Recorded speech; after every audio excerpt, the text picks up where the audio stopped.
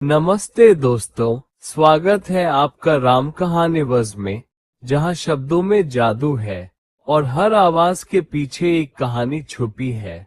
आज हम आपको सुनाएंगे एक ऐसी रूहानी प्रेम कहानी जो चांदनी की रोशनी में जन्मी थी और अंधेरों से लिपटी थी। तो चलिए इस जादुई सफर की शुरुआत करते हैं। उद्धरण चिन्ह अध्याय 21 संयम का मंत्र। अंधकार की पहली छाया से लड़ने के बाद अयान और ऋषिका समझ गए थे केवल शक्ति ही पर्याप्त नहीं, बल्कि उसे नियंत्रण और चेतना के साथ साधना होगा। गुरु की खोज। विद्वान ने उन्हें बताया, संयुज योग के पूर्व उत्तरी वन में एक योगी रहते हैं, गुरु बियान, जो समय की धारा को भी पढ़ सकते हैं। अगर कोई तुम्हें संयम और चेतना का रहस्य समझा सकता है तो वही है। बियान की कुटिया घने वृक्षों, झरनों और शांति से भरे उस क्षेत्र में एक पुरानी बेलों से ढकी कुटिया थी, जहाँ गुरु बियान बैठे थे, ध्यान मग्न, आंखें बंद पर सब जानने वाले। जैसे ही अयान और ऋषिका पहुंचे, गुरु बियान ने बिना आंखें खोले कहा, तुम दोनों भीतर जलते हुए दीप हो, लेकिन हवा और अंधर भी तुम्हारे भीतर है। संयम का पहला पाठ। गुरु बियान ने अयान को अग्नि पर ध्यान साधना सिखाई। तुम्हारी ज्वाला रक्षक भी है और विध्वंसक भी।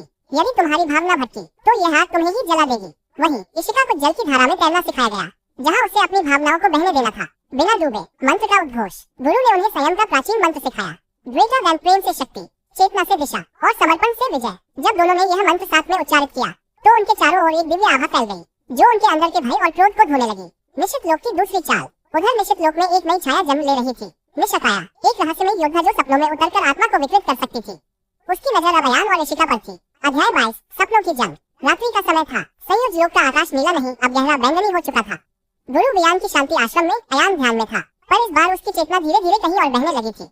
निशकाया का प्रवेश। सपनों के धुंधले क्षेत्र में एक साया उभरी, काले घूंघट में लिपटी, आंखें सितारे जैसी चमकती हुई। यह कोई साधारण छाया नहीं थी, ये थी निशकाया, निश्चित लोक की स्वप्न योद्धा। वह अयान की चेतना में उतर आई थी और उसकी सबसे कमजोर जगह को ढूंढने लगी थी। भय का रूप। अयान खुद को एक जली हुई धरती पर पाता है, हर तरफ आग फैली है और एक भी चेहरा नहीं। तभी वह अपनी माँ अनिशा की छाया को देखता है, पर वह मुस्कुरा नहीं रही। वह कहती है, तू असफल हो चुका है अयान, तू संयुज लोक को बचा नहीं सकेगा। निशकाया का वार। निशकाया धीरे से कहती है, तू जिसे शक्ति समझता है वही तुझे अंदर से खा जाएगी। क्यों न तू इस सब से भाग चल। शांति तो केवल डर से बाहर निकलने में नहीं, डर को अपनाने में है।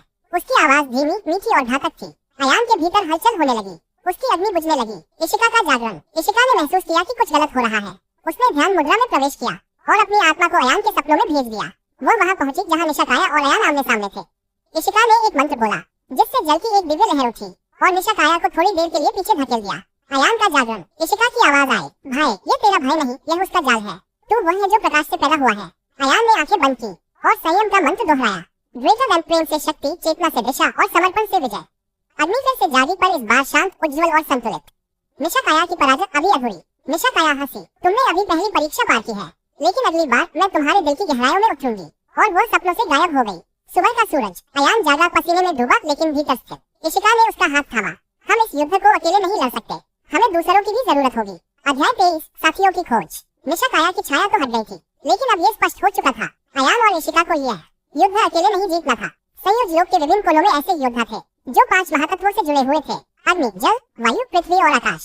अब समय था उन्हें ढूंढ निकालने का। गुरु बियान की भविष्यवाणी। गुरु बियान ने ध्यान के बाद कहा, प्राचीन शास्त्रों में वर्णित है, जब निशा का अंधकार संसार को निगलेगा, तब 5 तत्वों के 5 रक्षक एक नवदीप मंडल बनाकर उस अंधकार को रोकेंगे। उन्होंने एक जली हुई पांडुलिपि दी, जिस पर 5 चिन्ह अंकित थे, हर एक रक्षक का संकेत। पहला संकेत, वायु तत्व की रक्षक यामिनी। यामिनी एक उन्मुक्त आत्मा थी, जो उत्तरी पर्वतों की वादियों में गंधों और वायु की लहरों से बातें करती थी। उसके बारे में कहा जाता था, वह हवा की तरह आती है और तूफान की तरह चली जाती है। अयान और ऋषिका वनों को पार करते हुए उसके ठिकाने की ओर बढ़े। मिलन, यामिनी का तूफानी परिचय। पर्वत की एक चोटी पर अचानक हवा गरजने लगी। एक सुनहरी चक्रवात से एक लड़की प्रकट हुई। उसकी आंखों में आसमान की गहराई थी और उसके हाथ हवा से बने धनुष की पकड़ में थे। मैं यामिनी हूँ, वह बोली।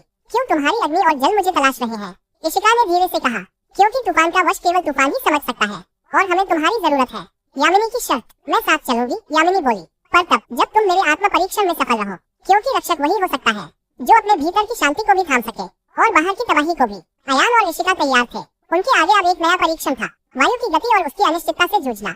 अध्याय 24 वायु का परीक्षण। यामिनी की आंखों में झलक रहा था विश्वास, पर वह सस्ता नहीं था। उसके साथ चलने के लिए अयान और ऋषिका को पार करना था। वायु का ब्रह्मलोक, वायु की घाटी, जहाँ हर दिशा बदलती है। यामिनी उन्हें ले गई एक रहस्यमय घाटी में, जहाँ न पथ स्थिर था, न दिशा। हर हवा की बूंद में एक स्मृति थी, हर झोंका एक डर था। ये वायुमाया है, यामिनी बोली, ये तुम्हें तुम्हारे ही अंदर ले जाएगी, जहाँ सत्य और भ्रम का अंतर खो जाता है। अयान की परीक्षा, अतीत का तूफान। अयान के सामने अचानक उसके बचपन का दृश्य उभरा, जब उसकी माँ अनिशा ने उसे छोड़कर लड़ाई पर जाना पड़ा था।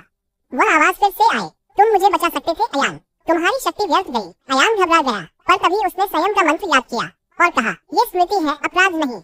हवा रुकी और एक प्रकाश की लहर फूटी। पहली परीक्षा पार हुई। इशिका की परीक्षा प्रेम और विश्वास। इशिका को दिखा एक काल्पनिक भविष्य, जहाँ अयान अंधकार का राजा बन चुका था और वह खुद उसकी बंदनी।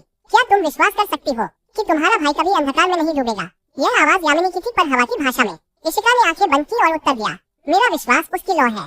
हवा स्थिर हुई।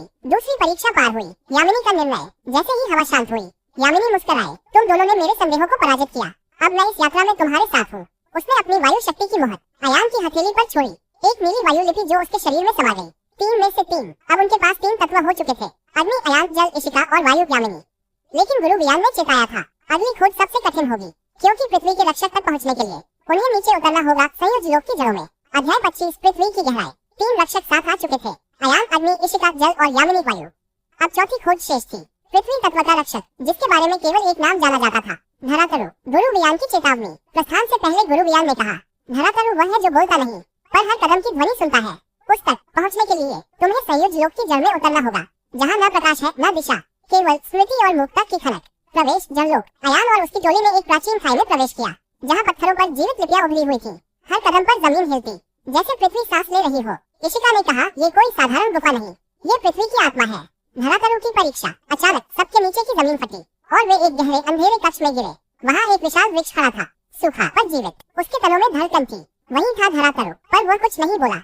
मौन की लड़ाई। यामिनी चिल्लाई, हम रक्षक खोजने आए हैं, पर कोई उत्तर नहीं। तभी चारों ओर मिट्टी से आकृतियां उभरी। पृथ्वी प्रहरी जो बिना बोले परखते थे। इन प्रहरियों से युद्ध नहीं था, बल्कि सहनशीलता की परीक्षा थी। अयान की धैर्य परीक्षा। एक प्रहरी अयान के सामने खड़ा हो गया। उसकी अग्नि बुझाने की कोशिश